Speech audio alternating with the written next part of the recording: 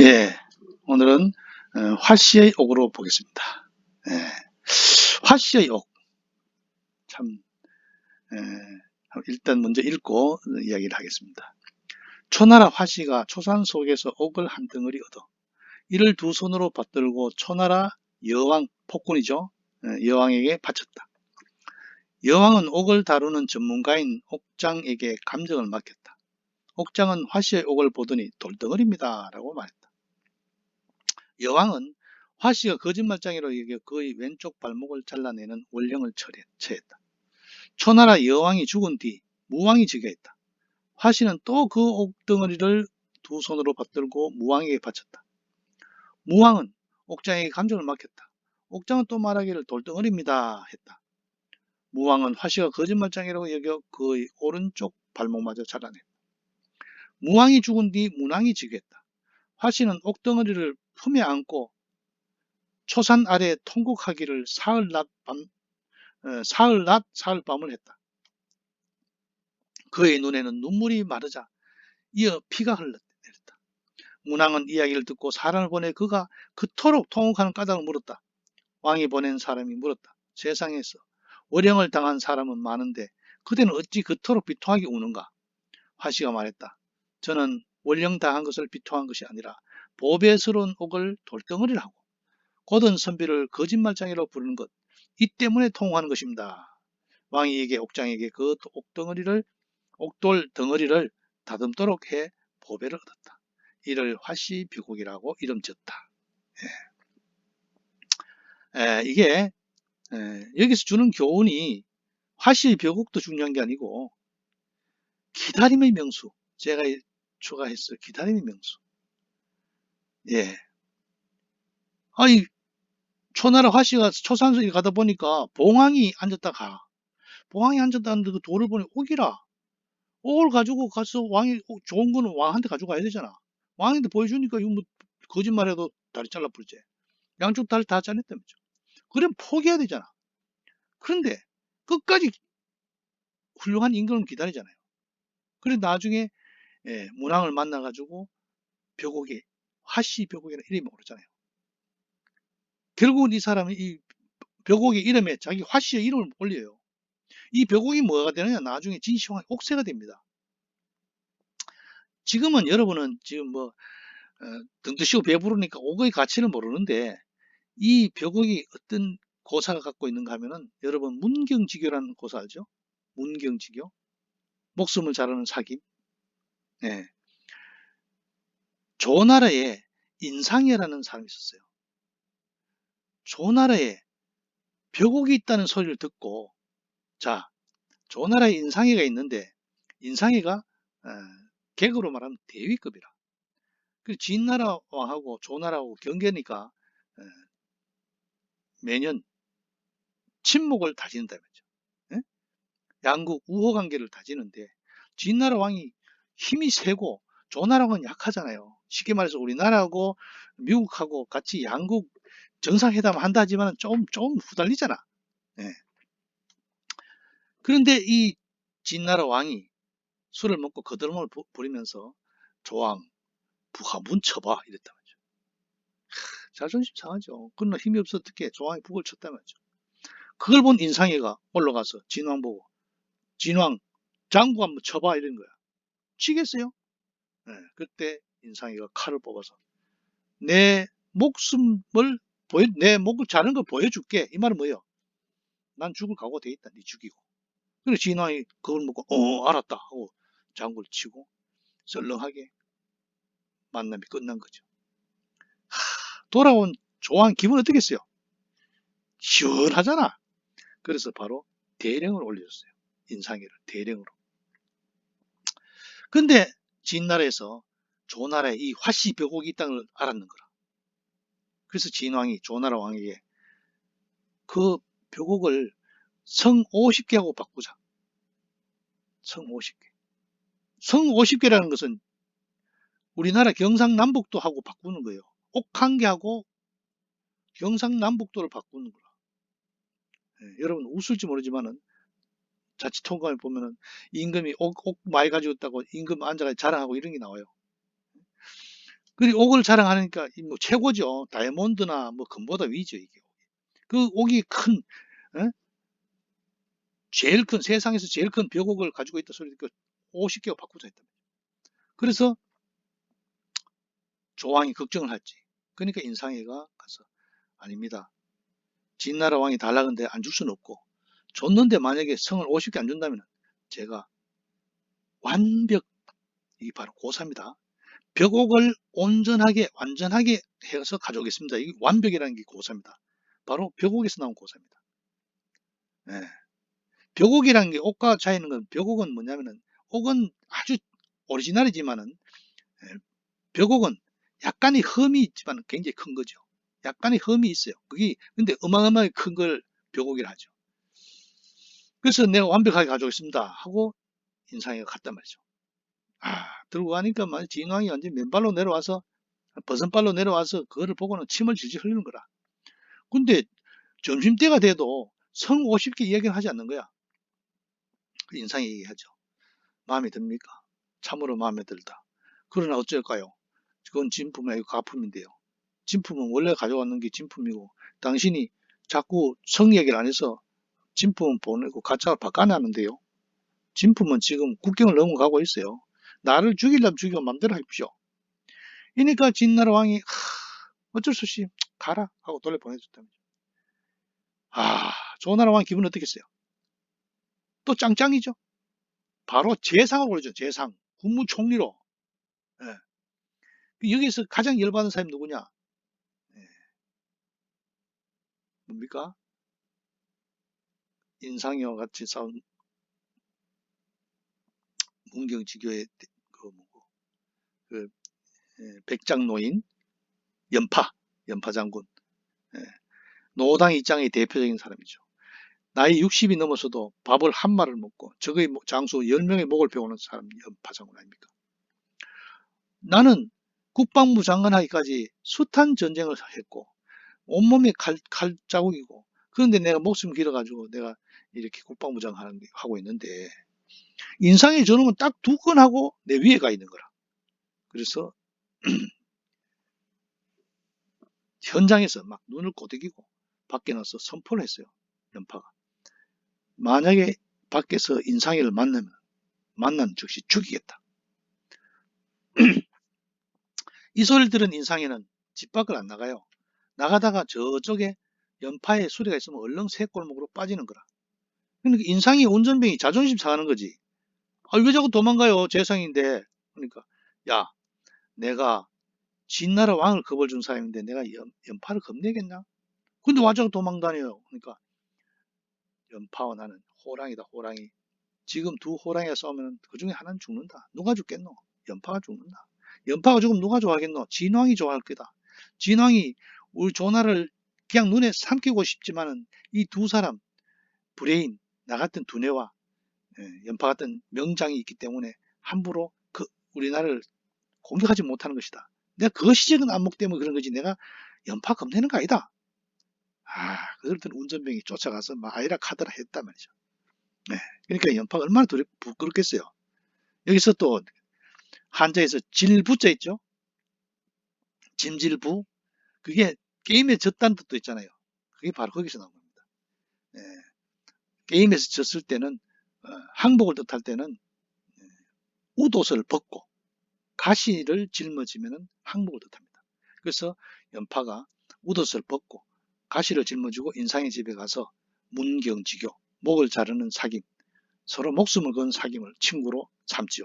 그래서 조왕이 인상이를 의심할 때 연파가 막아주고 또 연파를 의심할 때 인상이가 막아주는 그런 유명한 이야기가 바로 여기 나옵니다. 네. 여기서 나온 게 벽옥의 완벽한 거죠. 완벽. 네. 그리고 왜 또 강태공을 써놨느냐? 기다림의 명수. 이 화씨 벽옥 이 사람은 결국은 다리를 잘렸지만 역사에 남을 화씨라는 벽옥 앞에 화씨를 붙이죠. 이 벽옥이 바로 진시황의 옥새가 된 거란 말이죠. 이 옥새의 글씨를 누가 썼다? 앞에 이야기는 이사가 썼단 말이죠. 네. 강태공은 어떻습니까? 70의 재상이 되죠. 70에. 그러니까 늘 낚시를 바늘로 있는 낚시를 놓으니까 혹이 잡히겠어요? 사람이 그 고기 잡겠어요. 그러니까 강태공이 난 천하를 낚는다 해가지고 아내가 기다리다 못해가지고 도망가죠. 풀씨나 뜯고 뜯어가지고 그렇게 생계를 꾸려 나가다가 남편이 그냥 맨날 낚시만 하고 있으니까 나갔죠. 도망갔죠. 나중에 강태공이 재상이 돼가지고 술에 타고 오다 보니까 그 안에는 풀씨를 뜯고 있더라. 기다림의 명수. 기다려라. 네. 저도 이제 우리 집사람한테 이 이야기를 하면서 아직까지 붙잡아 놓고 있는데 여러분도 능력이 없는 남학생은 강태공 이야기를 꼭 기억해서 좀 붙잡아 두세요. 네. 한비자. 제가 이 한비자에 대해서 따로 하나의 그 논문을 읽어가지고 이렇게 좀 적어봤습니다. 군주는 법을 기준으로 다스려야 한다. 이게 바로 뭡니까? 법가죠. 법가. 한비자의 법가. 이에 필요한 것을 술과 세이다. 이 법을 다스리기에는 술법과 세력이다 말이죠. 자, 근데 한비의 논리는 어떠냐? 요순이 천하를 통치할 수 있었던 것은 그들이 지위에서 파생된 세력 때문이지 어짐 때문이 아니다. 공자가 제일 존경하는 사람이 요순이 아닙니까? 네. 여러분 이순신 알죠? 네, 이순신도 대단하지만 이순신 아버지가 대단한 겁니다. 이순신 아버지가 아들 넷을 낳는데 첫 번째가 희신, 요신, 순신, 우신입니다. 복희씨, 요임금, 순임금, 우임금. 순임금의 신하가 되라가 해가지고 순신이죠, 순신. 네. 이 성왕인데, 근데 성왕이 공자가 가장 높여는 성왕이 한비자는 그게 지위 때문에 그게 백성들이 복종한 거지. 성왕이 아니면서 그런 게 될 수가 없다. 아무리 더 그래도 성왕이 될 수 없다. 이렇게 법의 기준으로서 세력 때문에 가능했다. 이렇게 논리를 이끌어난 겁니다. 여기에 대해서 유자들의 견해는 뭐냐? 그러면 요임금, 순임금까지 잘 다스린 사람이 있는 반면에 걸주같이 폭군 있잖아요.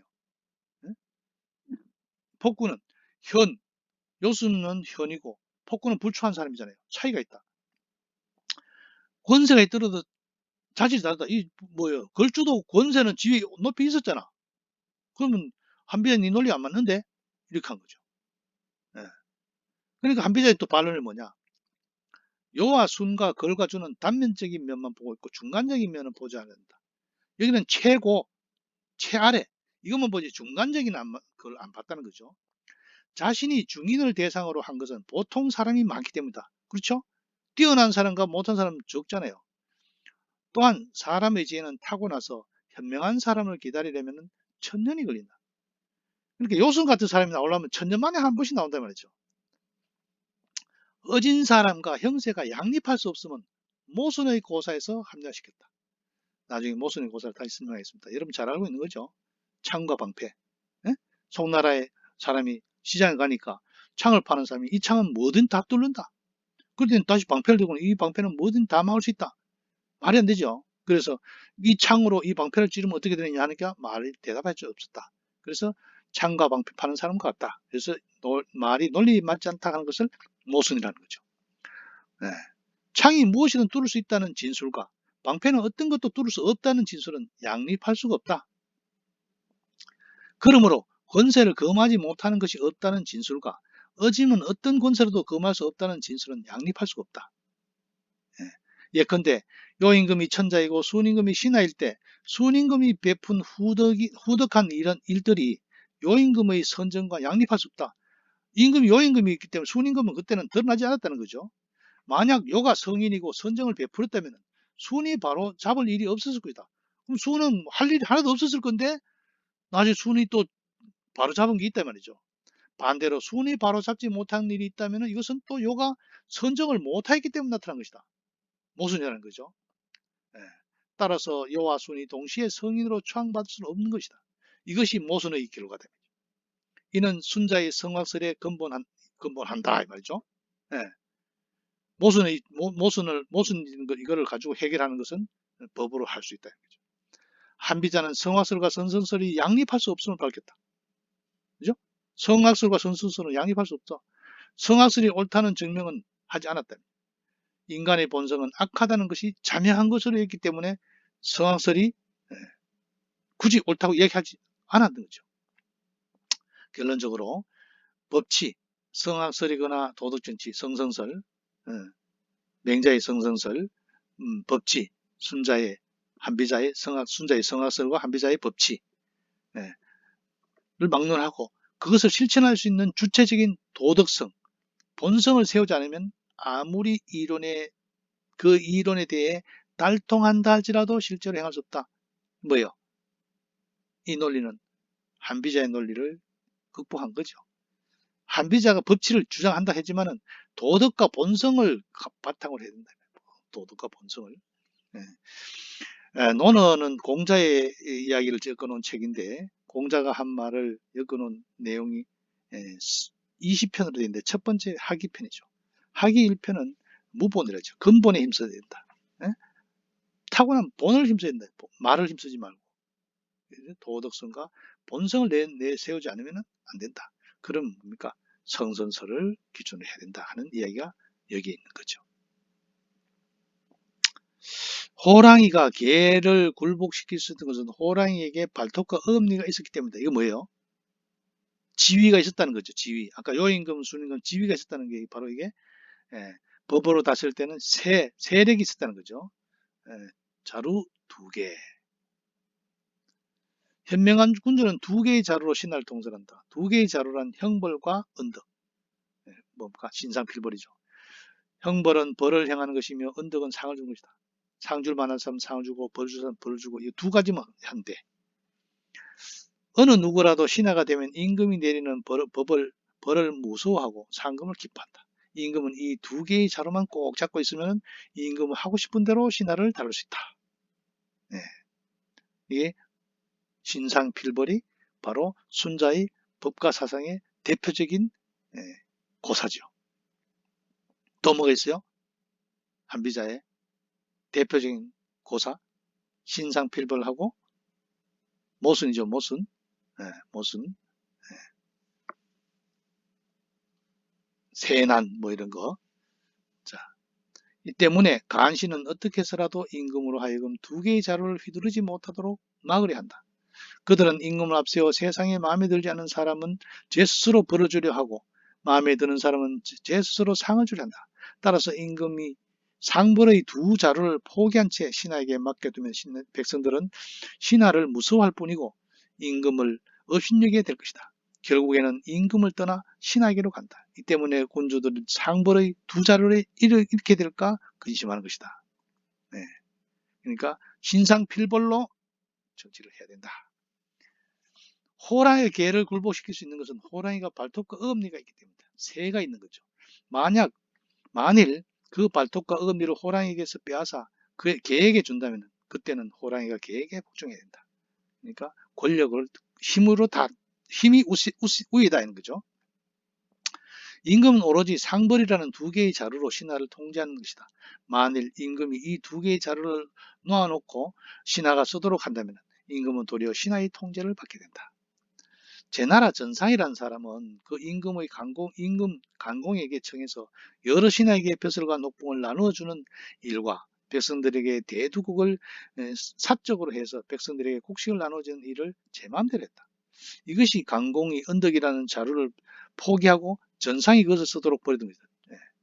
이 때문에 간공은 신하 전상에게 시해를 당했다. 2개 자루를 임금직을 했는데 신하 하나를 넘겨준 거죠. 또 송나라 자하는 자기 임금에게 말했다. 백성들은 칭찬하고 상을 내려주는 것을 좋아합니다. 임금께서는 이를 손수시행하십시오 하고 백성들은 사형을 행하고 벌을 내는 것을 싫어합니다. 따라서 저에게 맡겨주십시오. 그래서 송나라 사람 형벌의 자료를 놓아놓고 신하인 자한을 쓰도록 했다. 이 때문에 신하인 자한에게 협박을 하겠다. 그러니까 이 또 권한을 또 신하에게 줬다가 당한 거죠. 신하 전상에게 언덕이란 자루 하나만을 쓰도록 했지만 임금 2개 다 가지고 있어야 되는데 그런데도 간공은 시해를 당했고 신하 자한에게 오로지 형벌이라는 자루 하나만을 쓰도록 했지만 송나라 임금은 자한에게 협박당했다.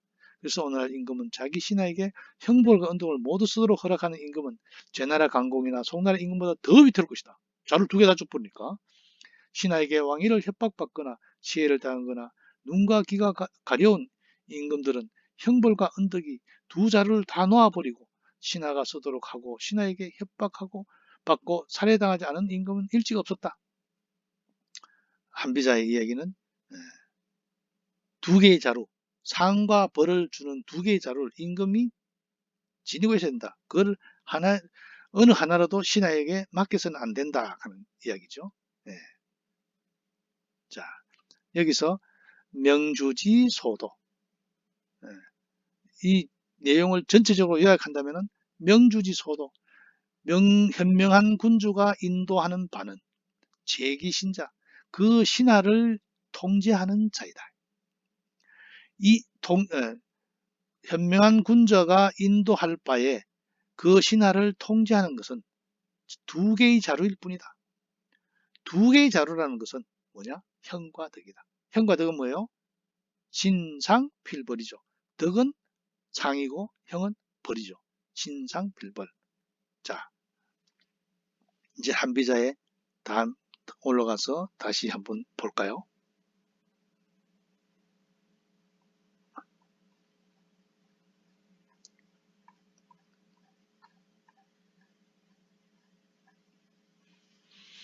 자, 한비자의 핵심은 뭐예요? 한비자에 살았던 시대는 전국시대다. 전국시대에서 힘이 세고 말 잘하는 사람이 최고이기 때문에 등장한 게 바로 법으로 다스려야 된다는 법치주의가 나타나게 됐다. 한나라 왕도 정치 때는 이런 법치주의가 나오지 없죠. 이 시대는 전국시대였다. 전국시대는 누가 살았느냐? 맹자가 힘든 시대에 살았다. 이때는 말 잘하는 사람 최고였다. 이 전국시대에서 젊은이들이 가장 추종하던 사람이 누구냐? 소진과 장이죠. 소진장이. 소진과 장이는 뭡니까? 입으로 천하를 다스린 거죠. 세객이죠. 세객. 소진의 유명한 고사 현두자고라는 고사가 있어요. 소진이 귀국자의 스승의 밑에서 공부를 하다가 장이하고 같이 공부를 하다가 밑에 먼저 하산을 하고 내려와서 진나라에 가서 집안의 살림을 팔아서 도포를 입고 진나라에 벼슬 하러 갔어요. 근데 진나라 이 당시는 뭡니까? 힘이 센 사람이 최고의 시대로 바뀌는 거라.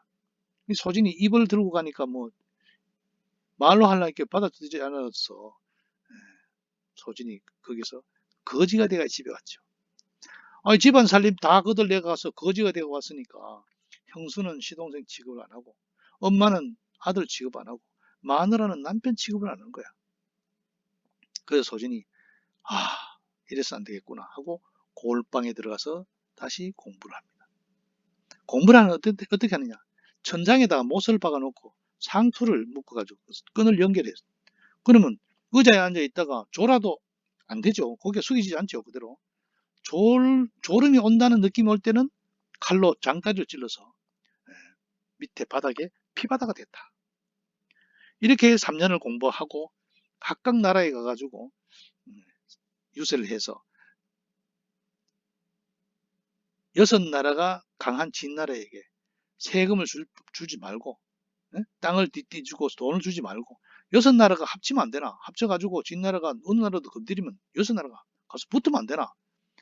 이렇게 설득을 해가지고 그 임금들에게 다 설득을 시켜서 돌아오니까 그 임금들이 그래 네 말 맞다 네 말 들을게 해가지고 6나라의 재상이 되니까 한 나라의 왕의 범관 된단 말이죠. 집에 고향을 오는데 선물을 받은 수레가 4kg라 4kg. 심리라 심리. 그러니까 형수는 땅구멍으로 보고 마누라는 올챙이 퍼보고 땅바닥에 배를 깔고 보고 있는 거라. 왜 그러시오? 너무 구박했던 게 부끄러워서 그렇다 하잖아요. 그 소진이 그렇게 혀세치로 천하를 다스렸으니까 젊은이들이 희망하는 게 소진장이라. 소진장이. 그리고 장이는 뭐예요? 장이는 소진은 합종을 연했지만 연행을 주장했죠. 장이는 내려와서 전부 다 진나라를 섬기게 하는 역할을 했죠. 장이도 한 번은 걸려 들어가서 되게 두드려 맞았어요. 되게 두드려 맞아 뭡니까 멍석말이 해가지고 그냥 버려졌는 거라. 그래 집에 기와가지고는 마누라 보고 여보 내 혀 괜찮소? 혀를 내밀어 보이는 거라. 혀 괜찮다 이러니까 그러면 난 살았어 이러죠. 혀 셋지로 천하를 다스린 사람이 소진과 장이죠. 소진의 동생이 바로 세 번째인데 소대죠. 소대. 소대는 연나라 왕하고 그 이야기를 연계해가지고 연나라 왕을 자리를 위치를 바꾸는 그런 아주 유명한 일이 있죠. 세객이 판을 치는 시대다. 전국시대라는 것은 춘추시대에 다른 건 뭐냐? 힘센 사람이 최고, 말 잘하는 사람이 최고인 시대로 바뀌었다 하는 거죠. 네. 그 다음 순자의 성악설, 맹자의 성선설. 사람의 성품은 악하다. 맹자의 성설은 악하다, 선하다. 그래서 선하기 때문에 덕으로 다스려야 된다. 악하기 때문에 힘으로 다스려야 된다. 법으로 다스려야 된다. 하는 거죠. 네. 그 다음에 순자가 남긴 권학문의 청출어람 청어람. 그 다음에 맹자에서는 왕도 정치를 하기 위해서는 항산과 항심, 선비는 항심이 있다면 선비는 마음이 있기 때문에 가난하면 마음을 다지면서 더 견뎌내는데 소인은 배고프면 바로 그냥 도둑질을 하는 거죠. 네.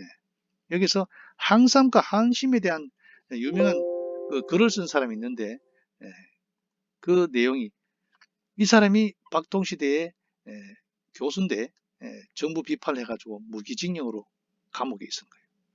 감옥에 이렇게 있다 보니까 이거 뭐 밑에 이제 잡범들이 와가지고 이따가 형님 갑니다 하고 가는 거라. 그래 잘 가라 하고 있는데 좀 있으면 또 들어오는 거예요. 얘가 형님 들어왔습니다 하는 거라. 그러다 보니까 이제는 가겠습니다 하고 인사하는 사람을 보면 아유 저는 언제쯤 다시 들어올까? 그걸 하니까 또 그것도 맞아 들어가. 그 얘기를 왜 했어요? 교도소면 교도가 돼야 될 거 아니야. 교도가 되면 바로 잡아가지고 밖에 나가서 살 수 있어야 되는데 그 당시에 교도소 갔다 오면은 뭡니까 신원조에 뻘건 줄이 거이죠. 정가범이라는 게 걸려져 있어요. 취직이 안 되는 거라. 취직이 안 되면 뭡니까? 또 도둑질 해야죠. 그래서 항산이 해결을 해줘야 되는데 항산을 안 주고 자꾸 그 항심만 다지라 하면 되느냐 그 이야기로 하는 글을 쓴 게 있어요. 그러니까 민생고 해결이 가장 문제다. 그래도 지금도 뭐예요? 가장 이슈가 경제죠. 경제. 아생연후에 내가 먼저 삶을 해결한 뒤에 뭐를 뭐 오륜을 가르치고 해야 된다 말이죠. 다음 고사 그 뭡니까 한비자에 나온 고사성어 부국강병 신상필벌 그다음 뭐예요? 모순 그죠? 모순 부국강병과 신상필벌은 바로 뭡니까? 신상필벌이 아까 뭐예요? 두 개의 자루로 해가지고 임금이 두 개의 자루 상줄만 상주고 벌줄 벌주고 이것만 하면 되는 거라. 그러니까 여기서 뭐예요? 덕이 필요 없어요. 그죠? 예. 그것도 잘하니까 상을 주는 거지 내 마음에 덕은 없는 거라. 그게 그 한비자의 순자의 학설을 이어서 나왔다. 이사가 이런 사람이었다. 이사가 나중에는 뭡니까? 조구하고 하고 나중에 진시황의 아들 바보 호해를 세워가지고 진시황의 맏아들을 죽이고 진나라를 망하게 하는 역할을 하죠. 진왕 축객설을 할 때 그때 쫓아냈었더라면 또 진나라가 어떻게 될지도 모르죠.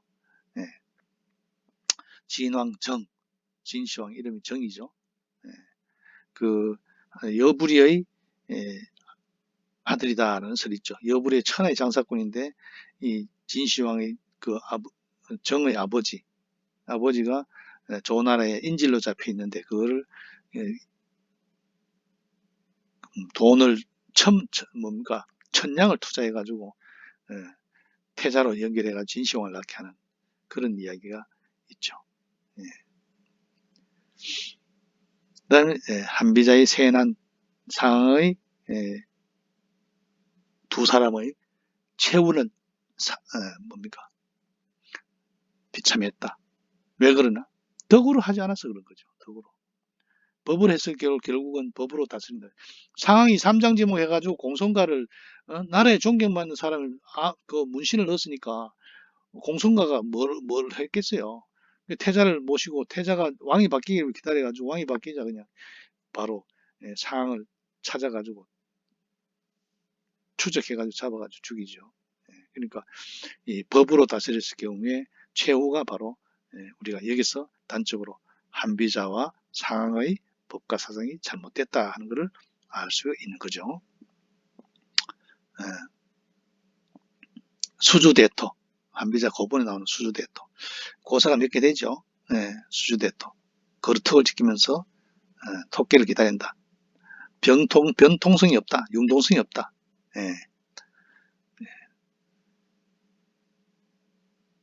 다음, 여기서 법치주의는 상황의 법을 따랐고, 새는 신도의 학설을 따랐고, 술은 신부래의 술을 땄다. 신부래가 황로의 학을 했죠.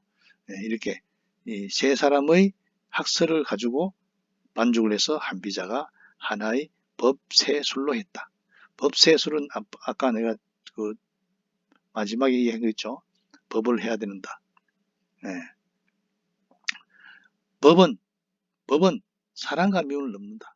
사랑과 미움을 넘는다. 그게 바로 업참마속이다. 울면서도 사람을 죽여야 된다. 왜 업참마속에 왜 합니까? 조조가 군대잖아. 군대. 세잖아요. 세. 그러니까 법이 있었잖아요. 군대 군법이 있는 거잖아요. 군법을 따라서 업참마속을 한 거죠. 한비자의 그 법치는 바로 사랑과 미움을 넘는 게 법이다. 법이 우선이다. 이거죠. 법 우선. 그 다음 통치술. 통치를 할 때는 지혜를 빌린다. 지혜를 빌린다. 늙은 말과 개미의 지혜를 빌린다. 그러니까 통치자는 바로 뭐 어떠냐? 그 사람을 잘 등용할 수 있는 능력이 돼야 된다.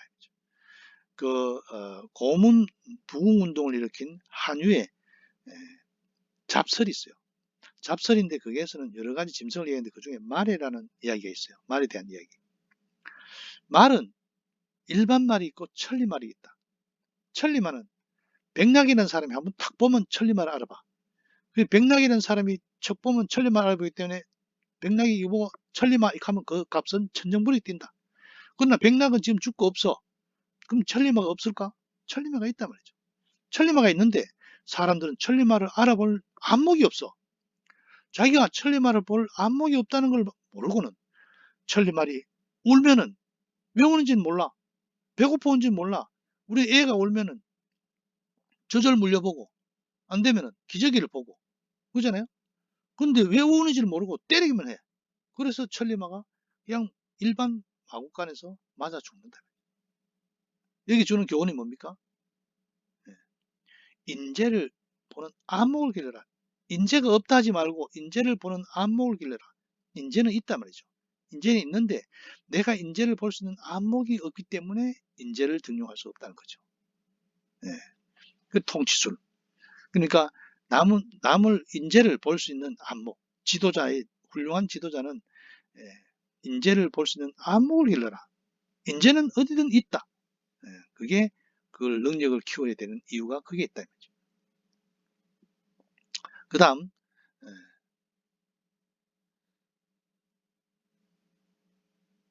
자기를 버려 꾀를 빌린다. 남의 힘을 빌리는 거죠. 그럼 새 홀로 외로움을 이겨냈다. 영웅은 자작했죠. 홀로 스스로를 극복하기 위해서는 영웅은 스스로 괴로움을 극복해야 된다는 거죠. 그러니까 장거리 여행하기 위해서는 극복을 해 나가야 될 게 바로 외로움을 극복해야 된다. 그러니까 영웅은 자작이다. 영웅은 혼자 해결해야 될 일이 많다. 그러면 뭐예요? 제가 말하는 항상 세상은 공평한 겁니다. 공평한 거. 지위가 높으면 높을수록 왜 됩니까?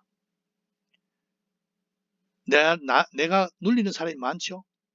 나한테 눌리는 사람이 많을수록 눌리는 사람에게 나의 적은 많은 거죠. 여러분 불화가 불교의 꽃이 뭡니까? 연꽃이죠. 연꽃. 연꽃이 왜 유명합니까? 주돈의 예련서를 보면은 중통외직 연꽃 여러분 알죠? 우리 학교에도 주위에 많은데 가운데는 비어있고 밖은 강직해. 막 밖은 강하고 마음은 부드럽다는 거죠. 제일 중요한 거, 진흙에서 나왔으나 물들지 아니했다. 진흙에서 나왔으나 물들지 아니했다. 꼭 기억하세요. 진흙에서 나왔으나 물들지 아니했다. 그건 뭐냐? 최악의 조건에서 자랐지만 전혀 환경을 탓하지 않는다. 예, 여러분 가끔 재벌 2세로 태어나서 뚜껑 열린 차를 한번 몰고 싶겠죠. 그러나 그 재벌 2세들은 사실은 불행한 겁니다. 아버지는 돈 버느라고 자식 돌볼 기한도 없고 돈으로만 내가 즐거움을 누렸기 때문에 마지막 하는 게 뭡니까? 마약밖에 없어요. 내 노력의 성과에 대해서 답을 얻는 게 아니고 물질로만 있었다 보니까 마지막에는 패망의 길로 가는 겁니다. 예. 그 다음 넝쿨도 없고 가치도 없다. 연꽃이 혼자 짝을 놓잖아요. 넝쿨도 가치도 없다. 뭐냐? 보통 이렇게 잘난 사람들 달고 다니잖아 쭉. 그러나 잘나도 전혀 권세를 부리지 않는다. 잔물결에 씻겼으나 요염하지 않다. 잘났으나 요염하지 않다. 향원익청. 향기는 멀리 갈수록 아름답다. 뭔 말이냐? 처음에 볼 게 별거 아닌 것 같은데 나중에 보니 더 멋있어. 그래야 될 거 아니에요, 사람이. 처음에 보니까 뿅 갔는데 그 다음 보니까 사람이 자꾸 헛점만 보여. 헛일이잖아. 그래서 연꽃에서 우리가 군자의 꽃이라 하고 주돈이가 애련서를 지은 것이 우리가 배울 점이 거기에 있다 말이죠. 그러니까 위에 있을 때는 혼자 고독을 이겨야 된다. 그러면 여러분이 영웅이 되기 위해서는 뭡니까? 혼자 이겨내는 건 극복해야죠. 그 옛날 사람들은 두려움이 많았어요.